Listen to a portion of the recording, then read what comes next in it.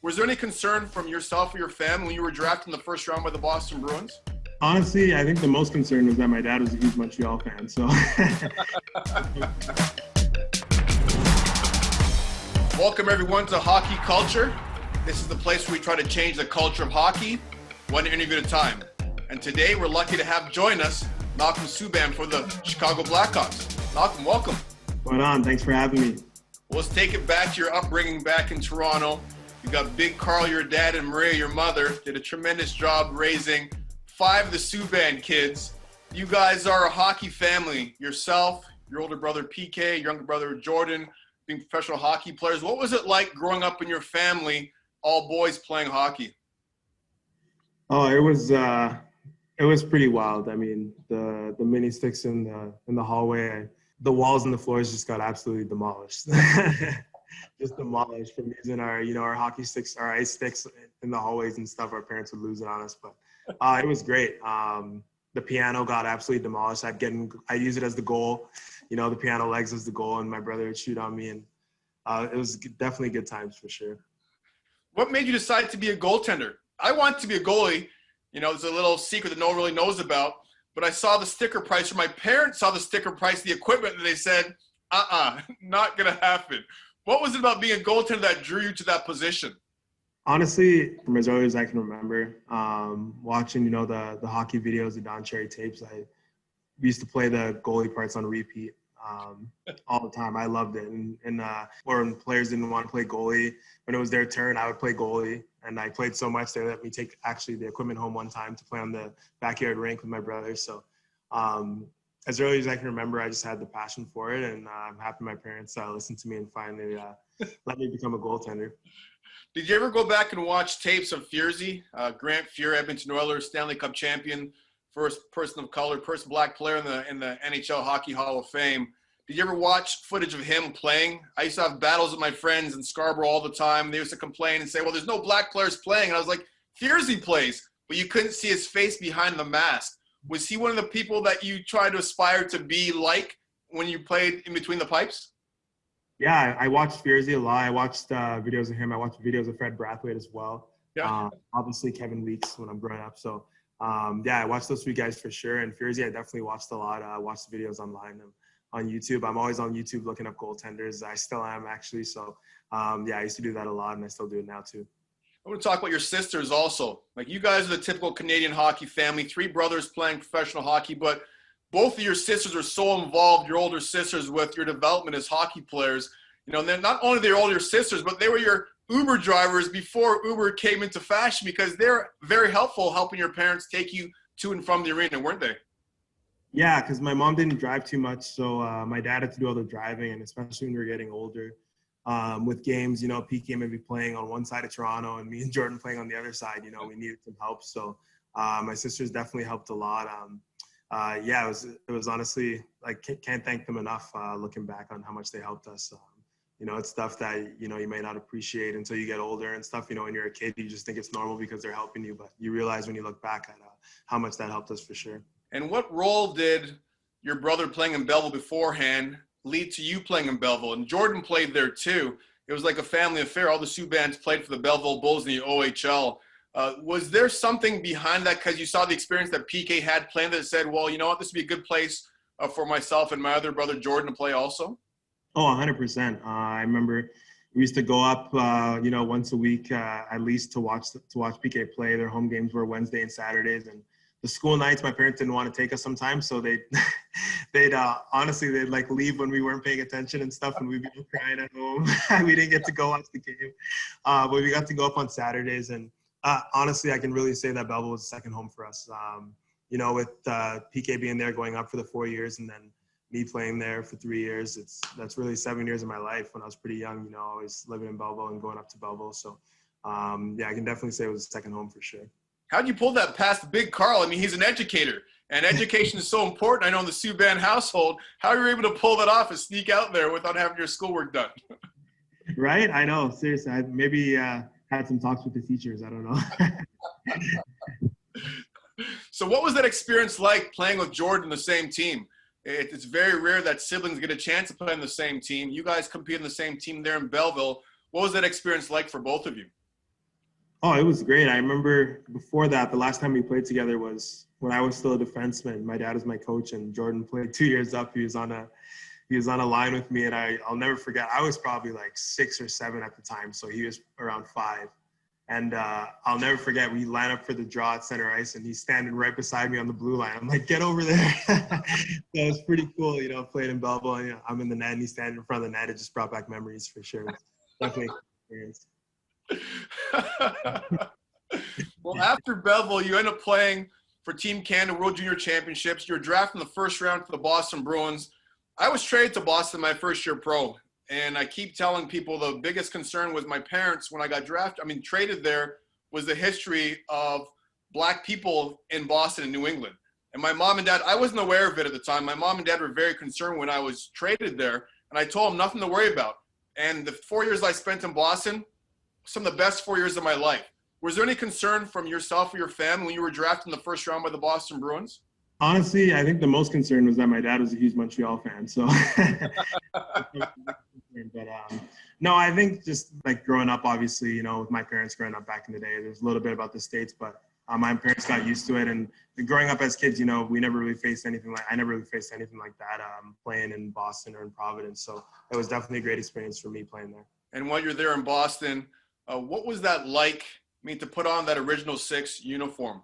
Growing up in Toronto, you said your dad's a Montreal Canadiens fan, so he obviously was aware of the rivalry of Boston and Montreal. Now you get there, your first-round draft pick, which is an honor. Not many goaltenders, never mind people of color, get drafted in the first round. Not many goaltenders get drafted in the first round. What was that like putting on that jersey for the first time? It was unbelievable, honestly. I remember when I got drafted and just thinking like being an original 6 team. And, I've been pretty fortunate to be a part of 3 great franchises and 2 original 6 teams being here in Chicago as well. So, but yeah, it was definitely, I remember that and my friends talking to me about it and stuff. It was really cool. And it was definitely a great experience for sure. So then you take your career to Las Vegas. You play for the Vegas Golden Knights. You had that unbelievable ride to the Stanley Cup Finals. I remember just seeing you on the ice late during that final run. We were covering the series for NBC Sports against the Washington Capitals. I remember the smile on your face was like from ear to ear, putting in that extra work. What was that experience like going to Vegas and that whole year, that inaugural season there that you guys had? It was like a scene out of a movie, honestly. We didn't, no one knew what to expect, obviously. We just knew that, what the expectations were and what people were saying about us. And, we wanted to prove people wrong that year. And, one win came after another and, just started piling together. We're like, wow, we can really do this. And I think, the unity that of the city and how everyone came together after the tragedy, I think that, it brought everyone together and, we got so much support from the fans and everything. It was great for sure. It was definitely something special, 100%. And did you see that as an opportunity for yourself to get some extra work in the nets? Marc-Andre Fleury, he had some up and down with injuries. Everyone's looking at this as an opportunity to get some additional playing time. Like you said, you want to prove people wrong. Now this is your opportunity to take the net. Did you feel like this was your opportunity now to prove that you are a legit NHL regular goaltender? Yeah, I think, for myself, you work so hard and to continue to work on your craft every year. And, after being drafted and stuff, that's the goal. And, to believe in yourself and to believe that you can help a team win a championship. That's the expectations for myself. And that's what I always, try and work towards. So, yeah, it's great to have this opportunity and try and make the best of it. But, yeah, going back to watching Fleury and stuff, I'll never forget my first practice there. And I just looked over and saw him in his stall. And I just thought of, like, going back to, like, when I was growing up watching him and Lundqvist. Like, they were my favorite goalies growing up. And I used to watch them and try and model my game after them. So it was crazy. That whole year, I just couldn't get over that. I was on the team with him, It was crazy. It's honestly, and he looked the exact same. Like I watched his interviews and stuff, and just how he was as a person and everything. It was crazy. It was like, like how I was as a kid. So it was definitely a great experience for sure. See, that's the one thing I tell people when it comes to young hockey players now playing in the National Hockey League for the first time. The sooner players could get over being in awe of the teammates and their opponents, the sooner they're going to have that impact. I went through the same thing when I first came to the league, but I was able to train that offseason with Rick Tocchet, Alex Mogilny, players of that nature, Chris Chelios, Rob Blake, so that when I went to Washington, I was okay, comfortable playing around Dale Hunter. But I remember facing off against Wayne Gretzky for the first time. I was like, wow, this is Gretzky. I better not hit him too hard because I don't want guys to come and jump me. Like I remember watching Gretz back in the day, so I could totally understand what you went through. So now you're in Vegas. You guys have that incredible run, and then you get moved to Chicago, an expansion team, back to Original Six market in Chicago. What was that like going to Chicago? Because you already had experience playing for the Original Six market. Were you disappointed? Were you excited? Like what was going through your mind when that transaction happened? I was definitely mixed emotions for sure. I didn't know what to expect. I didn't know that I was going to be traded. So when it happened, I was definitely in shock. For sure. And, you know, you make so many memories with guys and stuff and the team after the first year and everything. So, yeah, it was just like that. It was like I was gone. You know, I had never been traded before either. So that was my first time ever getting traded. So it was definitely an experience for sure. But then, you know, coming here, they made me feel real welcome. You know, the guys have been great. The organization's been unbelievable. And, you know, it's great to definitely be on the Original Six team. And, you know, hopefully it works out here. And, you know, I could show that I deserve to play in the league for a long time. So. Well, this led to an incredible moment this past postseason when Matt Dumba took a knee, and yourself and Darnell Nurse, another friend of hockey culture, Edmonton Oilers, you guys stood in solidarity next to him while he took that knee. What conversations were you guys having before the game, and what conversations were you having with your teammates leading up to that moment? Not too much. I knew that, you know, he was going to take a knee, and you know, we wanted to support him. We thought it'd be really powerful if we had a hand on his shoulder while he was doing that. And that's not too much was said, to be honest, before. I talked to Nursey a bit. And then that was pretty much it. And then we knew the speech, and it was a great speech by him. You know, it takes a lot of power and a lot of strength and a lot of courage to speak like the way he did in front of everyone. So, yeah, we're just happy that we could support him the way we did. Were you worried about any backlash? You know, when you're a leader in this space, and you're doing something that people call controversial, which I don't think it's controversial at all. It's about speaking your mind and showing people that you're more than just a hockey player. You're a person. Were you worried about any backlash? And if so, was there any backlash to what you participated in? No, I personally didn't get anything. I wasn't really worried about it at all. I thought, you know, it's doing the right thing. Sometimes you can get frowned upon and stuff like that. But I think that what we did was great and supporting him. And I think what was said needed to be said. So I didn't get any backlash from it, no.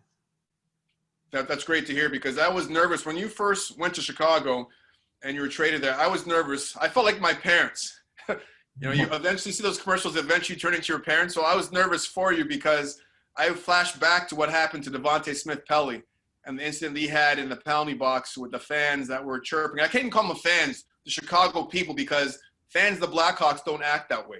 You know, so I can't really call them a fan of Chicago Blackhawks. So I was nervous for you because I was like, you know, that isn't how people in Chicago act, but you just never know, right? So the fact that that hasn't happened and you've had this great experience, it's similar to what I experienced in Boston. My parents were nervous for me going to Boston, but it's one of the best 4-year stints that I've had in my life. People there in Boston were tremendous, and I think you probably could think the same thing about people in Chicago so far. Yeah, it's been great. I've been getting tons of support on social media and everything, and on Cameo, a lot of the fans have been already you know, gotten to me about doing cameos and stuff. So it's been unbelievable here. Is there any initiatives that you might have planned personally, that or anything you might have in mind? I know right now your focus is playing goal and stopping pucks, but I also know hockey players have a lot of different likes and things they like to do away from the rink. Or is there anything you want to do within the community where you might want to connect more with the fans of Chicago? Yeah, I think that we've definitely been in talks about it already. And yeah, I'm looking forward to that for sure. And like I said, that's why it kind of sucks, you know, with the quarantine and everything happening, makes it a little more tough. But no, I'm definitely looking forward to that in the future for sure. And what do you think the NHL should do more of? I mean, the league's done a tremendous job. I'm co-chair of the Player Inclusion Committee with your brother, and we've had tons of conversations, countless meetings. There's a fan inclusion, youth inclusion, female hockey committee, also the Executive Inclusion Council. So we've really taken advantage of this downtime to have these conversations. Is there anything in particular that you'd want to see the teams of the league do more frequently or more often and lean in more to try to connect more with communities? Yeah, I think that, you know, when you're looking into communities and stuff, I think I'm a big believer, and I guess because my dad's a principal and my sisters are teachers, that, you know, the children are our future. And I think the more you can touch children is the greater we'll make our world and our cities. And So I think, just getting involved with children, I know that's something I want to do personally, is get involved with, children at schools and stuff and try and touch them because at the end of the day, they're our future. So I think that that can make a huge difference for sure.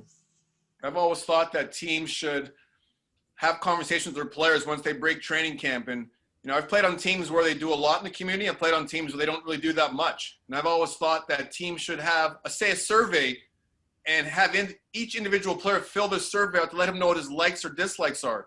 Do you enjoy going to hospital visits? Do you like talking to kids? Do you like dogs? Do you like cats?